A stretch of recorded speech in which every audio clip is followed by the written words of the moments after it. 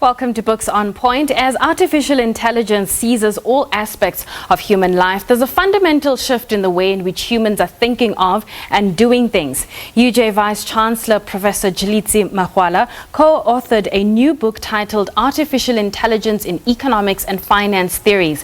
I had a conversation with him about how we can broaden our understanding of how artificial intelligence can redefine certain aspects of economic and finance theories. Have a look. Professor, thank you so much for your time. The word Fourth Industrial Revolution, artificial intelligence, has become so popular and everyone is talking about it. What do you make of the preparedness insofar as it comes to South Africa when it has to deal with our approach towards it? This is a very important topic, the issue of the Fourth Industrial Revolution. It is important because it is changing the nature of who we are as human beings, as countries, and as economies. So now, the developments have actually started in the West, North America and Europe. They have gone to Asia. Asia has adopted the Fourth Industrial Revolution with vigor. Now, what happens to the African continent? Do we have the capacity to be able to play a meaningful role in artificial intelligence? Do we have enough expertise within South Africa to be able to play such a role? Me as an educator, I have been in artificial intelligence for over 25 years. I was a PhD student in artificial intelligence at the University of Cambridge 25 years ago. So this is not a new thing. Now, where are we as South Africa? I think you have pockets of excellence in South Africa. I mean, if you go to the University of Pretoria, you will realize that there is an upside chair in data science, particularly in artificial intelligence. I am proud to say that the incumbent was my master's student before he went to the United States to do a PhD. You go to the CSIR, they have a division that specifically focuses on artificial intelligence. Again, I'm proud that the head of that was my PhD student before he went to Harvard as a postdoctoral fellow. So we have pockets of excellence in South Africa.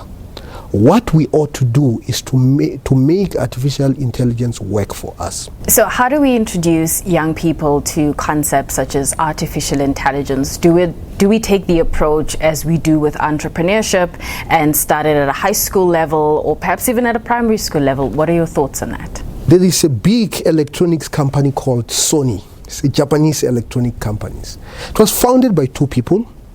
One of the people who founded it is called Ibuka, and he wrote a book about in 1933, long time ago. And the title of the book was 3 Years is Too Late. That's the title of the book. That for a person to learn all the key skills that they need, 3 years is too late. I think that is a very useful guide as to when we should start teaching artificial intelligence. I think the earlier, the better. And that is why the University of Johannesburg is writing books specifically targeted at people who have not yet even gone to school. They are not learning how to program, but they are learning the concepts.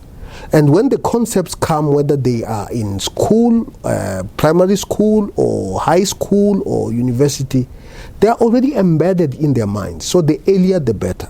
But it depends on what you are going to teach, because you are not going to teach algorithms to toddlers, but you can teach concept. When you come to university, we teach you algorithm, and in some high schools are actually teaching algorithms in high school. So it has to be done across the board. The reality of the Fourth Industrial Revolution is that the workforce has to adapt, which means that you're going to need all the role players, be it trade unions, be it the workforce and employers, to come to the table to find ways in which we can do things differently without necessarily introducing fear with regards to people losing their jobs. How do we take that approach forward? And one of the nature of the Fourth Industrial Revolution and artificial intelligence and automation is that it makes factories smaller in terms of the people participating in them, which basically means And I have had a first-hand experience when I was still working for South African breweries, and they were automating the Ibai brewery in Port Elizabeth, that you have these machines that are able to do what human beings are able to do, and they can even do that much better. They are much more productive. So as we move forward, we have to always bear in mind that the factories of the future, which is here, will have fewer people. Now the question that we have to ask is that in such a setup, because we can't avoid that setup, because if you avoid it, then your companies are no longer competitive. And if your companies are no longer competitive, it means the shoes that I used to buy when I was a young man that were made in downtown Johannesburg now are made in China, because they have better ways of producing those shoes.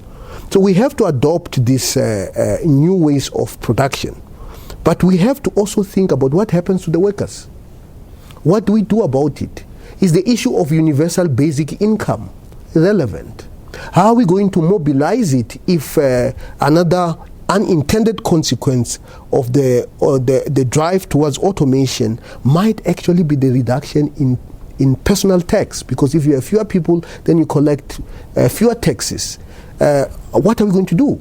Some people are actually, it is Bill Gates by the way, they are actually thinking that we should start taxing robots. We need to think about that. You mentioned earlier that you co-authored a book with Professor Dankiso Moloi, which is titled Artificial Intelligence in Economics and Finance Theories. What prompted the idea to work together and put together, such a book? Well, we have been watching what is happening in the banks. So at the beginning, sometimes last year we heard that Standard Bank is going to lay off 1,500 workers. But primarily because they want to reduce the number of branches that they have. And they want to reduce the number of branches that they have because people are not going to the branches. And in fact, if you go to any gathering and you ask people how many of you have visited your branches, you will realize that very few of them visit their branches because their branches are on their phone. Your phone is able to make you do all sorts of transactions. So what we have observed is that technology in general and artificial intelligence in particular is changing the very nature of finance, of economics, of banking. If you go and apply for a loan, instead of somebody looking at your demographic characteristics and giving a credit score and using that credit score to decide whether you get a loan or not and what interest rate you should be given, an artificial intelligence machine is able to do that much, much better than a human being. In fact, it does not just look at what you have put on the form. It goes to the internet and look at your Twitter accounts and look at your Facebook account to see whether you are a person who could be characterized as being responsible. So, we have been saying to ourselves, what is happening to the nature of finance and economics in a situation like that? What is happening to the nature of demand and supply and pricing? And we are realizing that as a result of artificial intelligence, pricing is becoming individualized. If you go to Amazon to buy a particular good, they will give you a price that is different from the price they give me because they know your demand curve and they know my demand curve and they are different, and therefore they conclude that we should be given different prices. So, and there are many things that we teach in our economic classes, information asymmetry, bombastic words, obviously, that are changing as a result of more technology. So this book is about updating or identifying new theories that are emerging as a result of the fact that the financial system is no longer just populated by human beings, it's populated by human beings and artificial intelligent machines. When can people expect the book? The book is going to be out in July. But of course, if you really want to know more about this subject, this is not the only book we have written. I have written 15 books. I have written a book called Skynet in the Market, which is along the same topic. I've written a book on artificial intelligence and finance, actually 7 years ago, which you also, all these books, you can be able to get them on Amazon. But this particular one with Professor Tankiso Muloi, who is a fantastic expert in artificial intelligence and economics, is coming out in June, July. Well, we have more news with Nzinga.